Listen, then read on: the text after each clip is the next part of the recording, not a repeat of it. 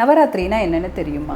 மகிஷாசுரனுங்கிற அசுரன் பிரம்மனை நோக்கி சாகா வரம் வேண்டி ஒரு தவம் செய்யறாரு. பிரம்மனும் அவர் முன்னாடி வராரு. பிரம்மனை பார்த்து எனக்கு சாகா வரம் வேணுங்கிற ஒரு வரத்தை கேட்கிறாரு. பிரம்மன் அப்படி ஒரு வரம் உனக்கு தர முடியாது, வேற ஏதாவது வேணும்னா கேளு அப்படின்னு சொல்றாரு. அதற்கு அந்த அசுரன் எனக்கு சாவுன்னு வந்தா ஒரு பெண்ணால தான் வரணும் அப்படிங்கிற ஒரு வரத்தை கேட்கிறாரு. அசுரனை பொறுத்தளவு பெண்ணுங்கிறவ ரொம்ப மென்மையானவ, இவனால என்ன பண்ண முடியும் அப்படிங்கிற ஒரு அகங்காரத்துல அப்படி ஒரு வரத்தை கேட்கிறாரு. அசுரனுக்கு இந்த வரம் கிடைச்ச உடனே 3 லோகத்தையும் ஆட்டி படைக்கிறாரு. இவரோட கொடுமையை தாங்க முடியாம தேவர்களும் முனிவர்களும் விஷ்ணு கிட்ட போய் முறையிடுறாங்க. விஷ்ணுனாலே ஒன்றும் செய்ய முடியாததுனால பரமேஸ்வரன் கிட்ட கூப்பிட்டுட்டு போறாங்க. மும்மூர்த்திகளும் 3 தேவிகளும் சேர்ந்து துர்க்கைங்கிறவங்கள படைக்கிறாங்க.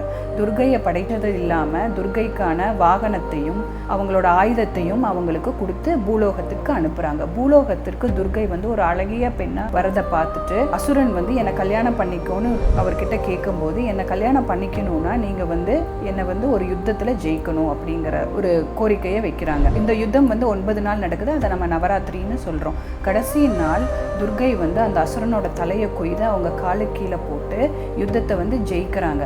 அதை தான் நம்ம விஜயதசமின்னு சொல்றோம். இந்த நவராத்திரிக்கு நம்ம வீட்டில் ஒரு முக்காலி வச்சு 3 தெய்வங்களான துர்க்கை, லக்ஷ்மி, சரஸ்வதி 3 பேரை வச்சு நம்ம பூஜை செய்ய போறோம். உங்களுக்கு இந்த மாதிரி சில்வர் ப்ராடக்ட்ஸ் பிடிச்சிருந்ததுன்னா கோஸ்வான் சில்வர்ஸை விசிட் பண்ணுங்க.